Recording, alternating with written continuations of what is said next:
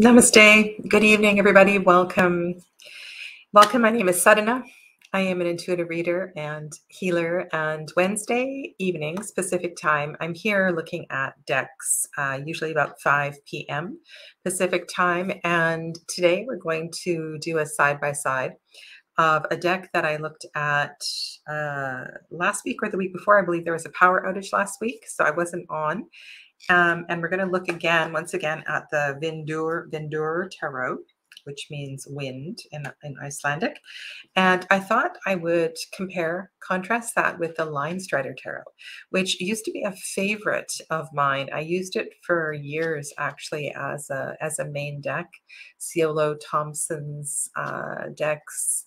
There was a period of time where I used them a lot. I'm deeply related to them. I have to say, of all of her decks, my favorite is probably the plant deck. I think the guidebook that she put together for that is by far her superior deck. It's called the Hedge Witch Oracle.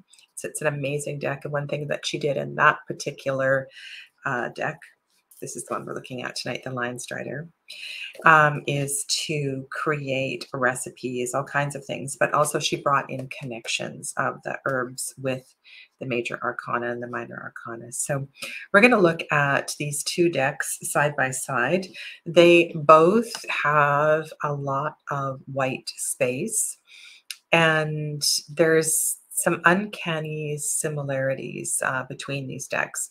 Ciolo's deck is not numbered, and that is one thing that might work for you very well. At least this iteration of the deck is not numbered. I'll let you know. I'll look in my guidebook here and I'll tell you what year this particular one is. She does write a very good guidebook. This is a Llewellyn publication, so we can't really compare cardstock and whatnot because the Vindur is an indie deck. 2017, this is the first edition, third printing. So I don't know if newer decks have been were numbered. I know that I have a newer iteration of Ciolo's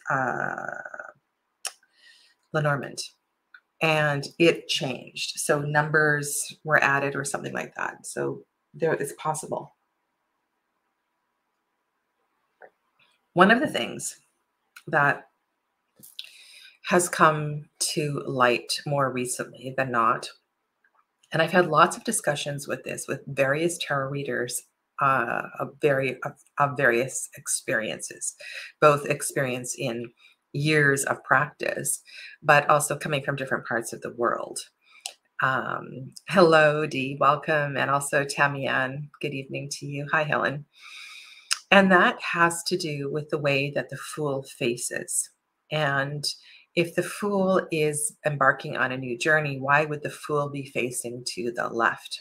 Now, in our three-dimensional experience, and this was actually something that I picked up from Mel Moline, and I have been listening multiple times to the podcast with Susie Chang and Mel Moline. And this was one of the discussions that they went into in some depth. When I'm working with my tetragrammaton spread, so 4 cards on the table, or even if I'm doing the, forgive me, the tetractus spread, the 10-card tetractus spread, and I lay out the bottom row, which has 4 cards, using my left hand, and I lay out the cards 1, 2, 3, 4 from right to left as Hebrew is read. So Yod He Vav He, wands, cups, swords, and pentacles. And so if you're looking at the Fool is actually moving from the beginning towards the end. And this is also makes sense with the whole thing with the knights, the queens, the kings, queens, knights, and pages as well too. Then Mel went on to say that in her deck, she chose to reverse it to better accommodate our three-dimensional experience. So her Fool is facing to the right. So I'm wondering if this level of awareness is out there, because I've never heard this discussion before. And I just find it fascinating. I really like the Fool in both of these cards. That reminds me a little bit of a dancer, and there's sort of an elegance as well too, with the way that that right foot is moving. And this is also interesting because I do pay attention a lot to right legs, right hand, left hand. And in this particular, yeah, so we have a left leg leading as opposed to a right leg leading. And that's kind of, right leg is the dominant leg, left leg is the intuitive leg. We have a bit of a younger soul in the Linestrider Tarot. The purpose of today's comparison was kind of multifold. They're both spacious as far as white space goes, watercolor decks. And there was something about when I was going through the Vindur walkthrough that I was reminded of the Linestrider. So I haven't gone through this. This is me just observing these two decks side by side. And I have been doing lots of readings with the Vindur this last couple since I got the deck, and it's reading really, really well. I have both the guidebooks on the table, and so if we need, I will refer to them. Okay. Magician has the wand in both of these decks in the left hand. I should have had an RWS all assorted and handy. I believe the Magician has the wand in his right hand in the RWS. That is very interesting. The wand being the side of fire. So the Fool definitely has the backpack on the right side. So we have that card. I just want to check here. Backpack is on the right side. And there is no backpack in the Vindur. Okay, interesting. And if this is too much detail for you, just let me know. I will speed along once I get going here. Just let me look at the Magician. I'm kind of curious now. I mean, you would think Magician, right hand. The Hermit has his walking stick in the left hand. This is in the RWS deck. Okay. The Emperor has right hand, which makes sense. I'm sure the Magician is in the right hand. Somebody can look that up if you want. I won't take time to do that. Okay. There is something about the High Priestess that I found very curious always in the Linestrider Tarot. But there's also something pure and innocent about it. And maybe that's what I found a little unusual, because I see the energy of the High Priestess as someone who has a lot of experience. And what's going on in the Vindur Tarot feels, I don't know, this, what this reminds me of? Taking yoga teacher training. Or any course really, where you are sitting on the floor and the teacher is up at the front and the students are on the floor. And then at some point, the students decide it's okay not to sit up paying attention, but to lie in some lazy position on the floor. It's kind of what this reminds me of. She's a little bit too relaxed. It's odd. I don't know. Let me know what you think. So neither of these High Priestesses really too much for me. All right, so the Empress. We have an exposed right breast. That's interesting.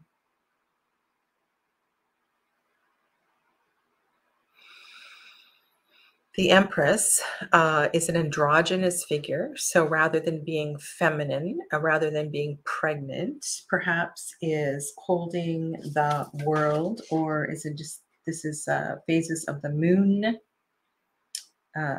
a lunar eclipse of sorts. It almost appears as if the growth that is coming off here are solar rays. One of the things that I have, we also have the lion in this one, right? So one of the things that, what was I going to say? One of the differences between the Empress and the High Priestess is her action, right? Her ability to lead and to govern. And so the right breast being exposed speaks to that. The lion on the left side is a really clever integration kind of card.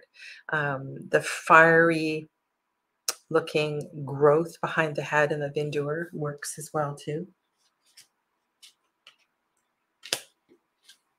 Hi, Joseph. Welcome. Okay. And then we have our Capricorn card.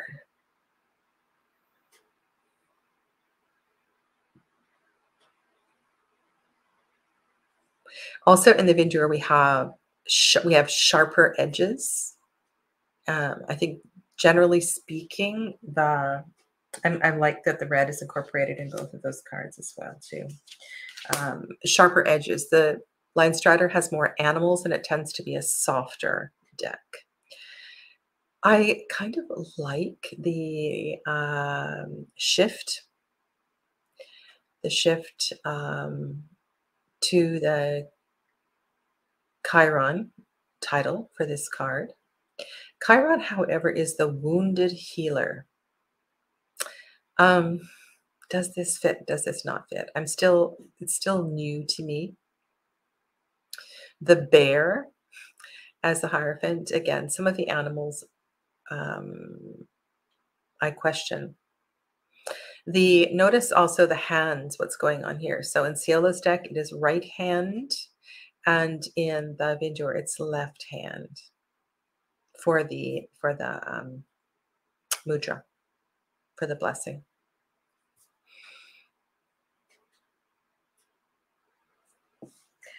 The apple.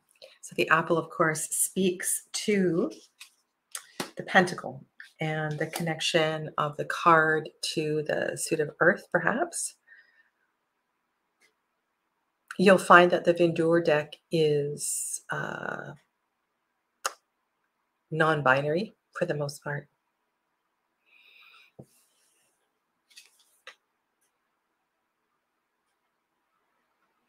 And can I say Cielo moves away from that same sort of intention with androgynous looking figures as well as the use of animals. I really like this concept for the chariot. This might be a protea, actually, the person emerging from the pod of the flower. And below in the chariot, what do we have here? Sorry, this is low light. I may have to change the timing of this particular series. There's quite a bit of symbology that is going on beneath the two horses, and it's been a while since I've had this deck out, so I can't in this light see what's going on there.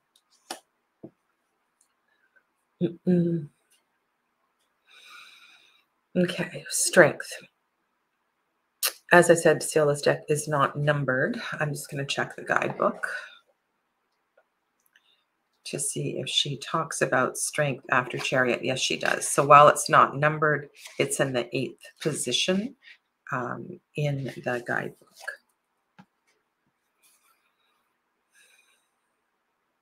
And the relationship to the lion, quite different in both of the decks.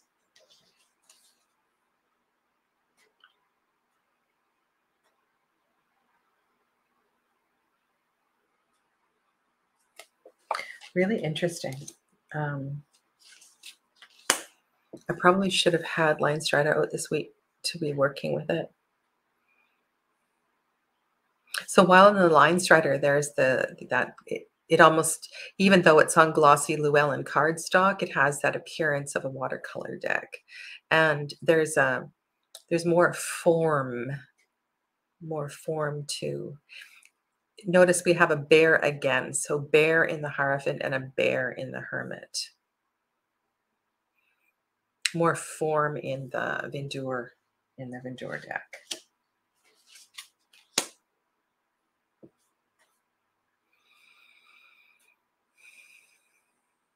I really like the wheel in the deck on the right.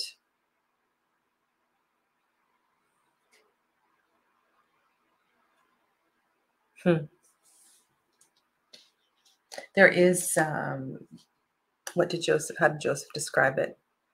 Darker color palette, more saturated.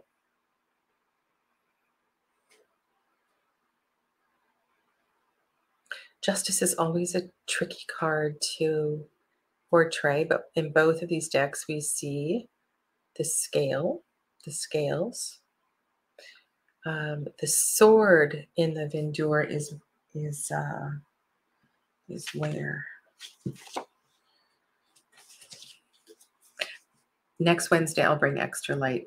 Sorry, it's the sword almost appears as if it's coming out of the body of the person, the way that it's piercing through the bottom of the card. And then we have the hanged. So not the hanged man, but the hanged.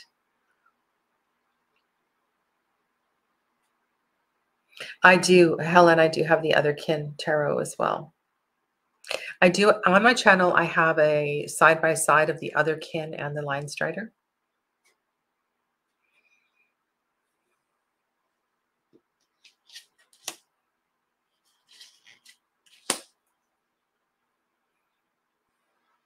Perhaps this is one of the cards that made me think of doing this comparison.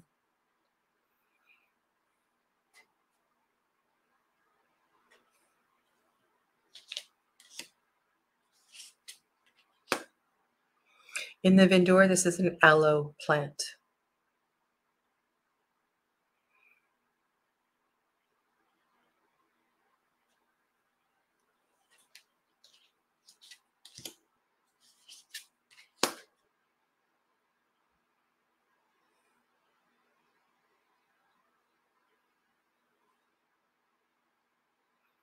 And both familiar, I want to say familiar interpretations of the devil.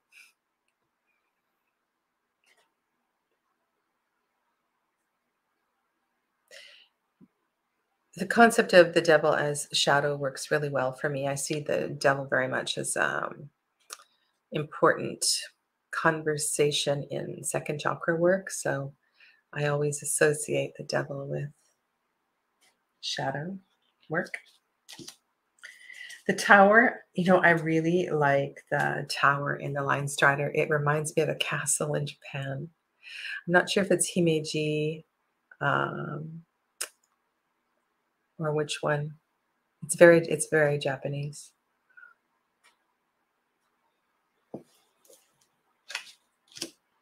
The other thing about these two decks too is that the minors are lightly illustrated. Some of them have, very few of them have humans in them.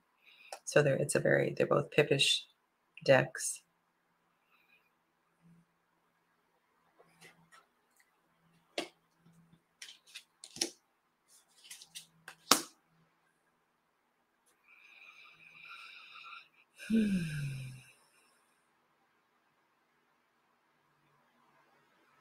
So what is the intention with the moon on the right?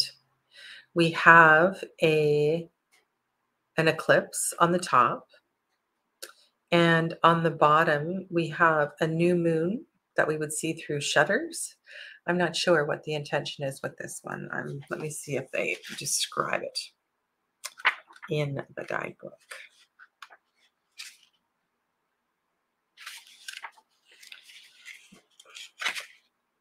I'm really happy though with the way the Vindur is reading. So perhaps on Tuesday, I'll pull them both out and read with them on Tuesday. Like I said, it's been ages since I've read with the Linestrider.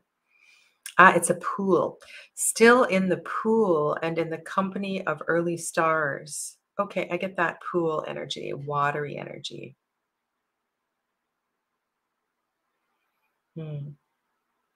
To tell you the truth, Helen, I haven't been using any of them. The only one that I've pulled out recently is the Hedge Witch. They've been resting. Let's just say that.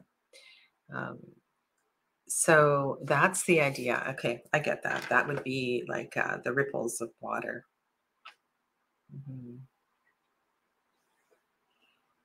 I think I prefer the Linestrider to the other kin. I love both of these sun cards. And there's something kind of similar about them in the way that the flowers are portrayed. Yeah.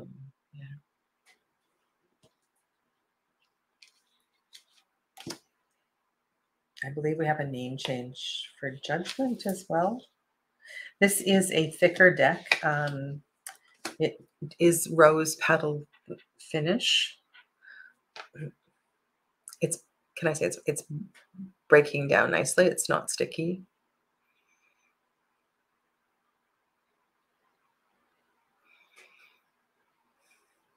With this Judgment card, do you get a sense of surrender? Do you get a sense of perhaps Ouroboros kind of energy?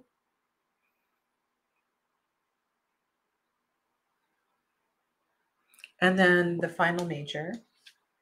Maybe we could do some sort of a spread with both at the end. And then we have the wheel. And this is not unique to this deck to see a human in a cocoon of sorts. So coming full circle. This, of course, this is the alpha and the omega.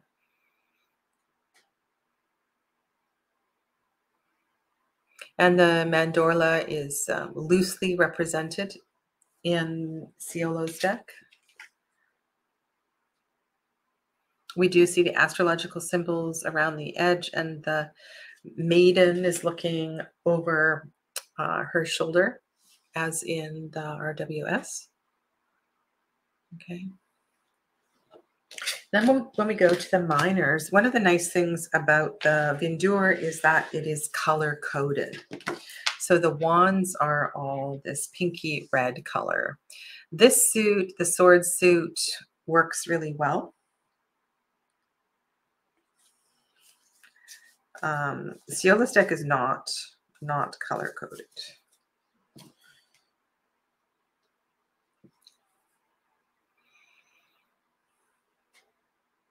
And I think one of the reasons that I used the Linestrider for so long was it's not a lot for querents to look at. And it allows for, well, her intention with all of her decks is liminal space, walking between worlds. And for me, when a querent gets lost in the artwork and asks, ooh, what's that? What's that? What's that? It takes away from the,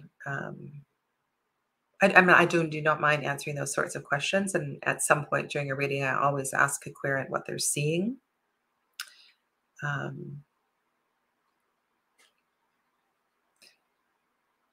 Sorry, I'm just looking at that. I'm wondering if this is like the two hairs fighting in the Two of Wands in the Wildwood Tarot.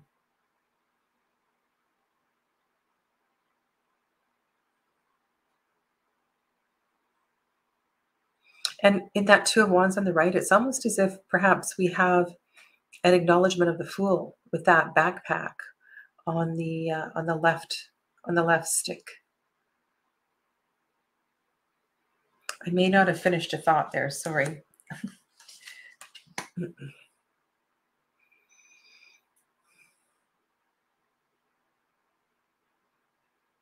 And I had a random thought about this particular card in the Vindur Tarot. So notice how the shape is not closed. I think that speaks volumes. The way that it is, the sticks themselves are opening.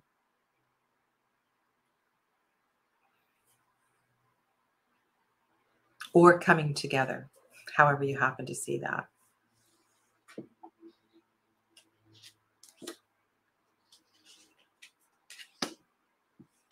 And it's funny, I don't think I've ever done a deep dive with the Linestrider, even though I read with it for so long. It was a very intuitive experience.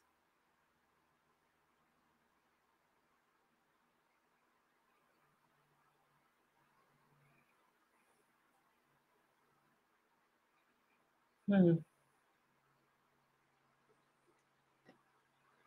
So in Ciolo's deck, in the Four of Wands, we have 4 hairs in a wreath formation. This has been done in a few different decks. One that comes to mind is Bakara Lindner's deck.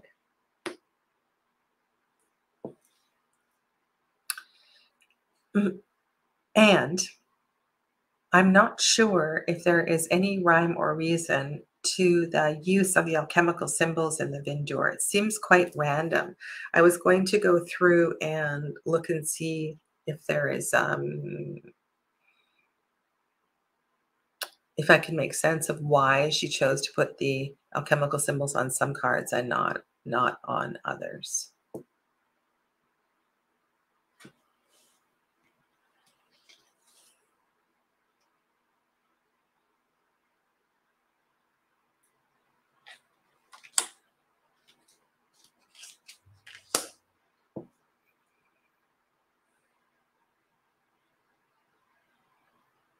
And another thing with Ciolo's decks, there are statues in some cards rather than animated humans. And that's something else that I find a bit challenging. You know what would be really interesting in a reading is if in this Six of Wands, which looks a little bit like a Seven of Wands actually, came up in a reading with a Tower card. Because I'm seeing a tower in the background. So here is the Six of Wands and here is the Seven of Wands.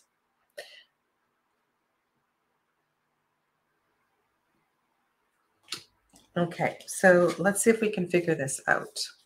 So the alchemical symbol was in the 5 and the 7.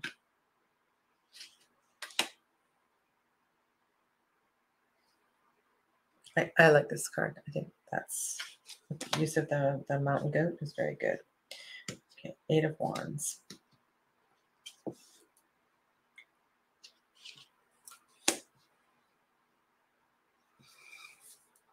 New moon blessings, by the way. So this is our card for today, for this decan in Sagittarius, the 8 of Fire. And what we have in Vindur is most unusual. Actually, both of these decks. This is a card that I was talking about today. I was teaching, and you know, in most 8 of Wands, you see in most 8 of Wands, you see the wands are going in a uniform direction. The 8 of Wands shows a sense of purpose. It's not just about swiftness. There is a level of focus that is necessary, connecting this card perhaps to strength and the internal stamina, fortitude that is required here. And so I find it really unusual, actually, in both of these cards, that there appears to be a sense of chaos, because it's not that's not a word that I would associate with the 8 of Wands at all. I'll answer your question in just a second, Joseph. Okay, so 9 of Wands. So Joseph asked about the pippish nature of the minors in the Vindur. Do I find it challenging to read? No, because I read numerically, and while there are some artistic changes in the Vindur, I'm going to read with the energy of the element plus the number plus any other information that seems relevant. I really enjoy reading with less illustrated decks. It's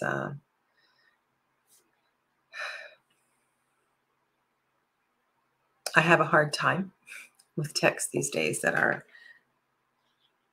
so specific in their artwork.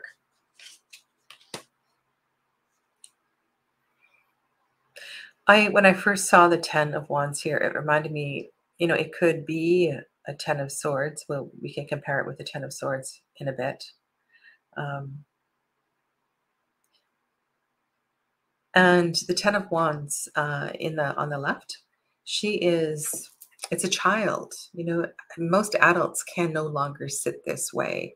And I find it unusual that Ciolo chose to put a young person in this picture. Shall we look and see if she addresses that? Because I think that's kind of interesting. That is just it's funny, weird. Okay. So 10 of Wands. So this is from Cielo. In tarot, the 10s often represent the completion of a cycle. The 10 of Wands indicates that forces, both positive, negative, inner will, and outside influences have all come together and produced the end of a cycle. There will soon be new horizons. Like harvest time at the end of the season, you have the responsibility of carrying the fruits of your labor to market.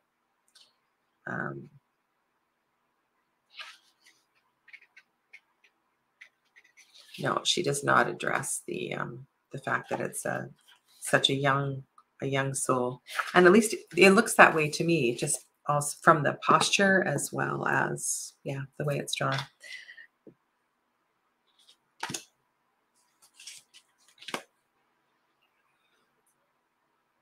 Very energetic Page of Wands in the left. Love it.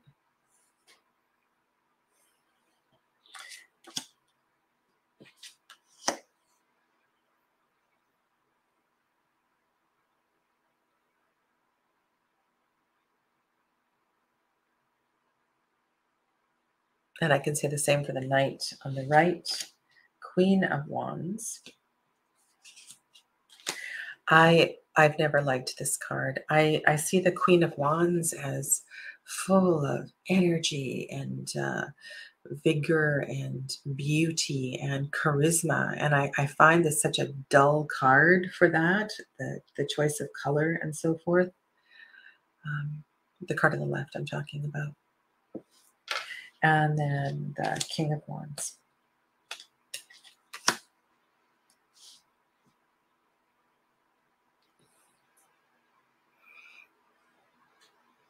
Something very unusual about the card on the right is the king getting up and moving. It looks as if the wand, like there's a bit of a, I don't know if there's a disability or it just doesn't have that power. And I don't know if you agree with me or not. Let me know.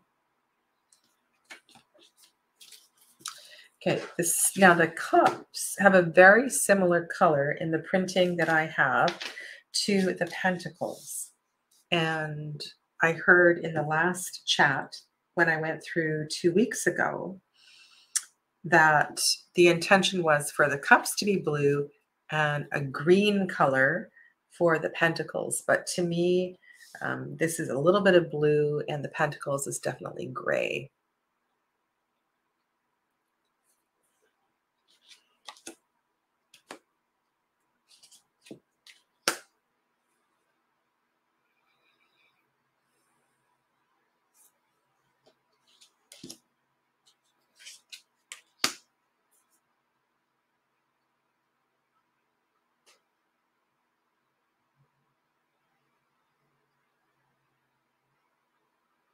One thing I would love to see in all the threes is some sign of growth. Rather than this being the party card, it would be nice to have some sort of plant life or something symbolizing growth.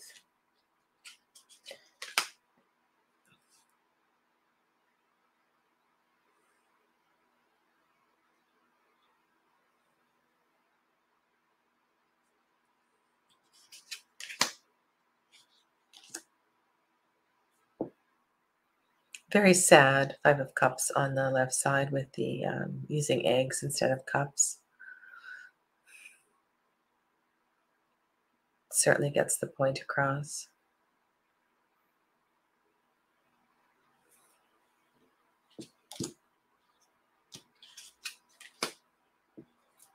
Very intrigued with the Six of Cups in the Vindur. As above, so below. It has a very past life kind of energy here. The roots of the family. I actually quite like this depiction. It reminds me a little bit of the Six of Cups in the Wild Unknown Tarot.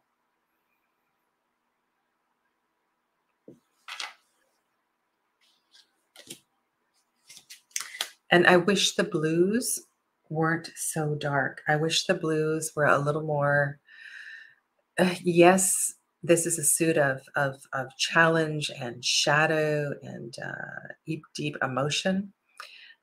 But I would have changed something. I would have at least varied it, maybe.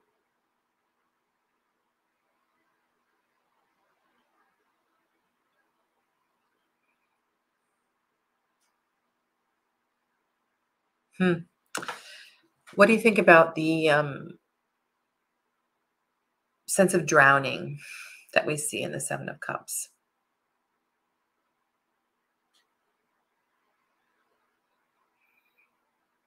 I'm not sure I've seen that in any other decks.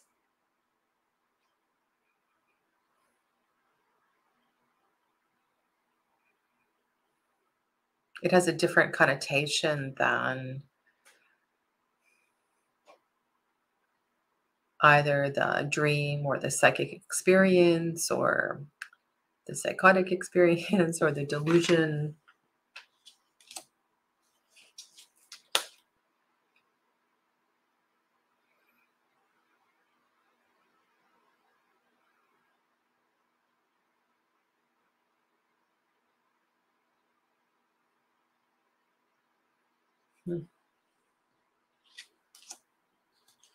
Like that they use the eclipse energy there. This card I find, so while 9 is satisfaction, it is completion, it is a perfect number.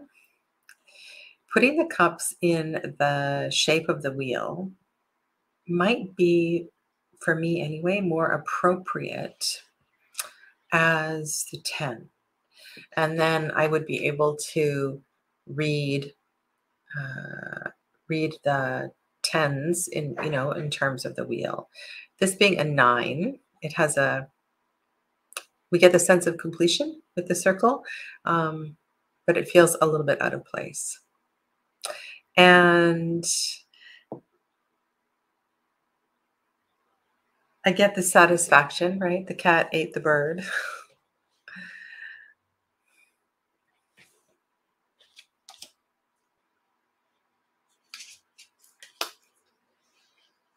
Maybe that's why I'm not reading with Cielo's decks. There's so many other decks out there right now that I relate to much more. Then we have the rainbow, which we see a little tiny rainbow here. We get a much happier color. And yeah, I'm not going to talk about that esoteric meanings. We're just doing a comparison here.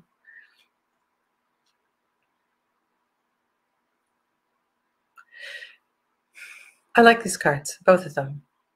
There's a naivety, there's a curiosity and an innocence.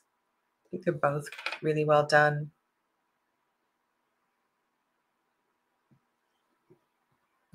The Vindur guidebook, I'll read you one.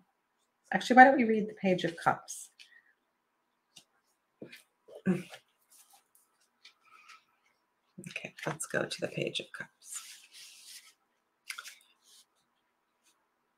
A sensitive dreamer, the Page of Cups gazes into a fishbowl, seeing oceans and massive creatures. The page dwells largely in their imagination, allowing their emotions to ebb and flow without filtration. When the Page of Cups appears, clear your schedule, mute your alarms, push your meetings. The Page of Cups reminds you of the value of play and expressing yourself without the weight of judgment. Be imaginative, inventive, and free flowing. Let the script write itself and allow yourself to get caught up in the story as it unfolds before you. Through exploration and play, you can reset and remind yourself of why you work so hard in the first place. I will read another Knight of Cups.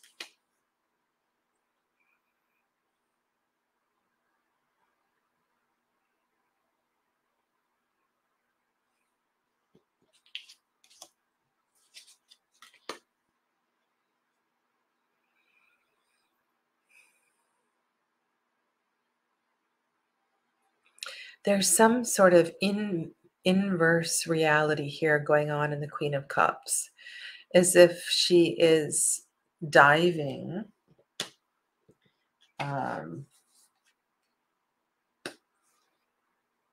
you know what I mean? Like it's really interesting.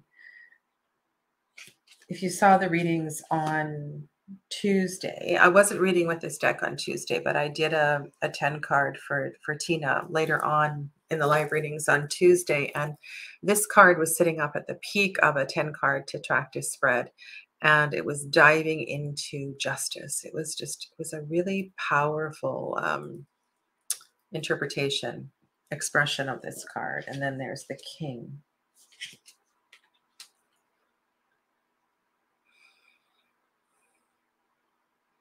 All right, let's go to swords.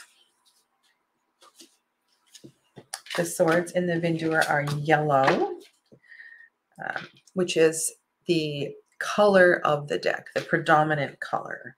Vindur, like I said, means wind in Icelandic. And I'm not sure what the creator's relationship is to Icelandic culture.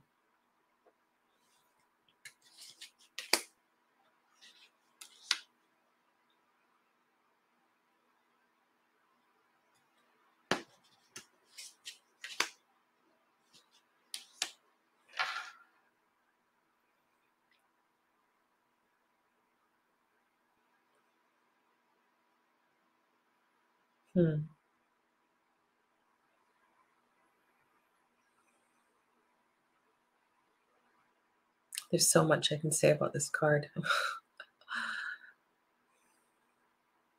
I just really appreciate, while Ciolo used the birds too, and it almost looks as if they're in the shape of a heart. I get that.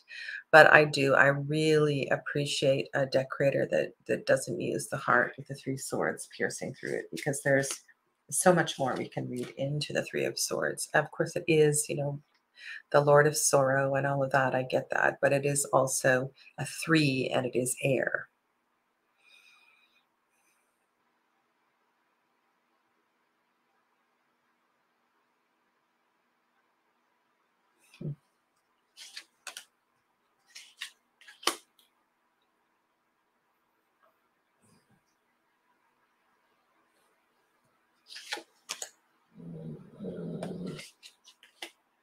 Amber is dreaming.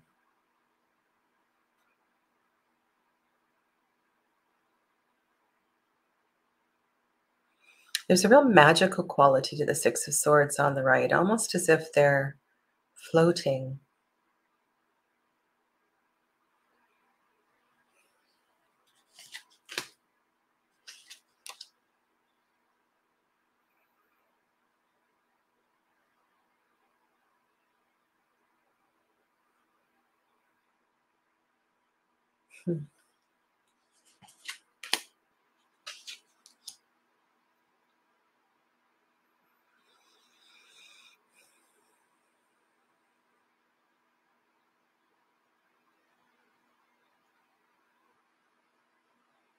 One thing I like about the Eight of Swords on the right is the perspective. It feels as if here the focus is looking upwards. So perhaps you think of this as if it were the spacious tarot. So you are caged within a circle of swords, very long swords, looking up towards the sky, looking up towards the heavens. Hmm.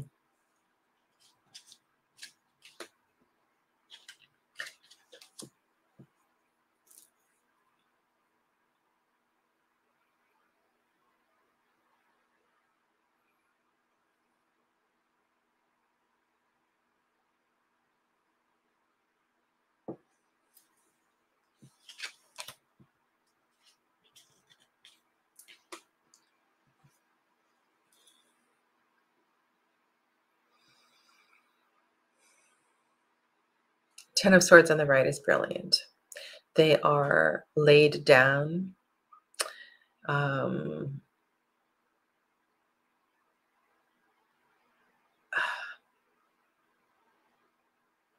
They're separate from the horizon and what lays ahead. If you view 10 of Swords as oppression, as it's the name that Crowley puts on the card,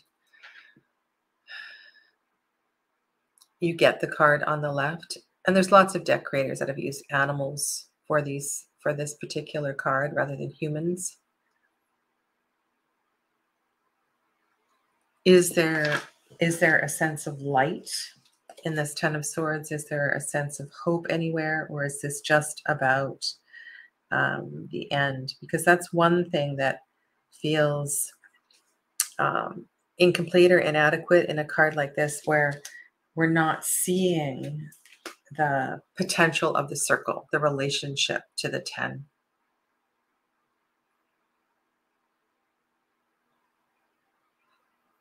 I like these both. You know, when the Page of Swords is holding the sword, there's a sense of carelessness with it. And I think that's captured in both of these cards. And this Knight of Swords is brilliant. It's so swift that it doesn't even make it on the page. I think this might be my favorite card in this deck. Really well done.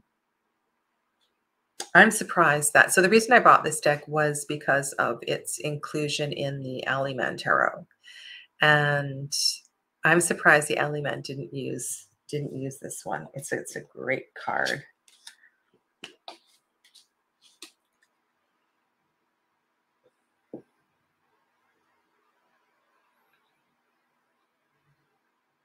And King of Swords.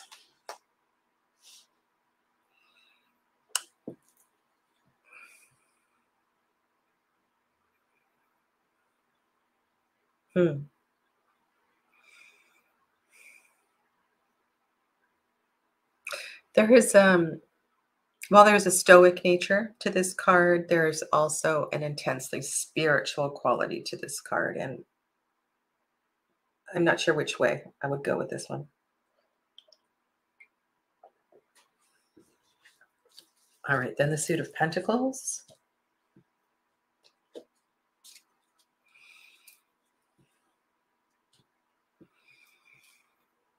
And as I mentioned, somebody said that in earlier iterations of the deck, the coloring was more green, and this appears very gray and very dark. So you don't get the sense of the color green at all in this printing.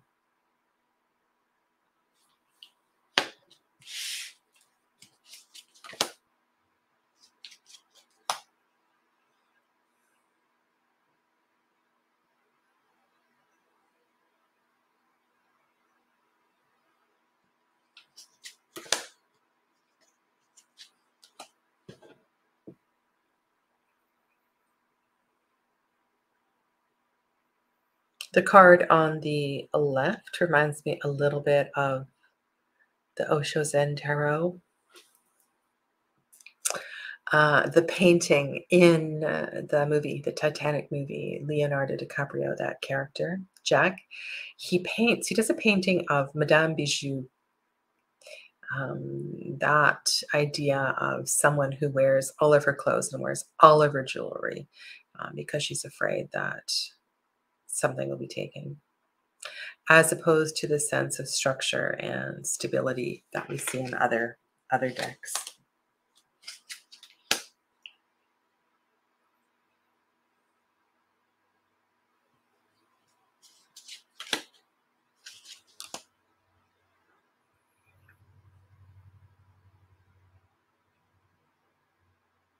I'm going to keep the Vindur out for some time. Like I said, I'm really enjoying reading with it.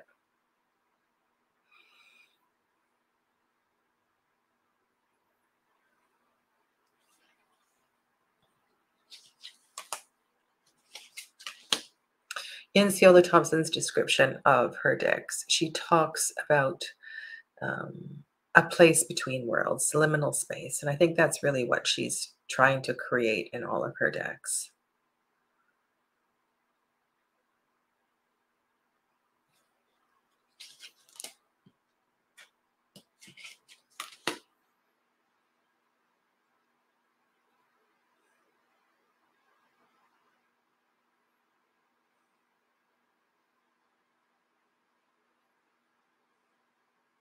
I just, I was doing the nines. No, I didn't. I did the nines last week, but I did talk about the nines again in the Herb Crafter series. And in the Herb Crafter deck, the nines, the 333, the idea of completion of the suit, in that deck, they are fruit. They are the richness, the beautiful result of the journey through the suit. And I really have gotten something from that deck in going through it again so carefully, in contemplating a plant energy with each of the numbers.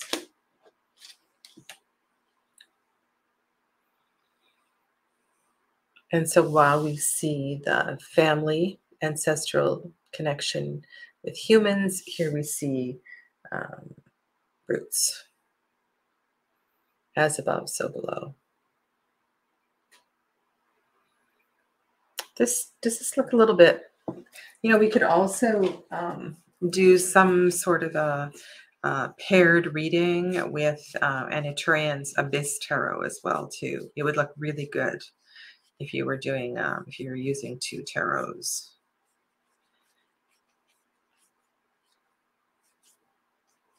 Just gonna get the, and I'll read this one. Always curious about the creator's interpretation. I'm sure you know the card. There's hands in it. This was had a lot of comments on it when she posted this on Facebook. So we see hands and roots and connections. This is the card that I'm talking about.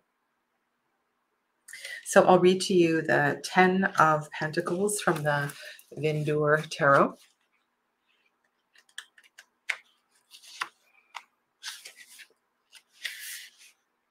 Earth has built something worthy and sustainable and is happy to share their success and stories. They have created a deep-rooted security within their family and business, and now can rest easy that their hard work has paid off.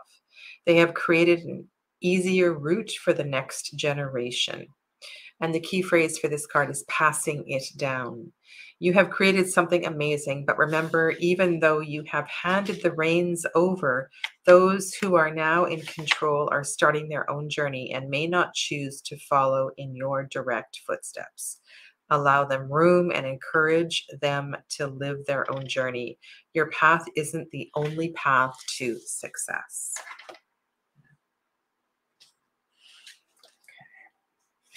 Okay. Page.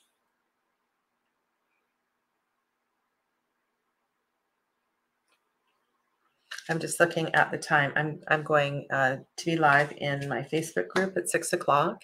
So I think what I'll do is I'll keep both of these decks out and I'll read with them on Tuesday. I'll do some sort of a 2-deck reading, or maybe read with them alternately. Knight of Pentacles as tree pose, definitely that works. Vrikshasana. And then the final card, there's no extra cards in either of these decks.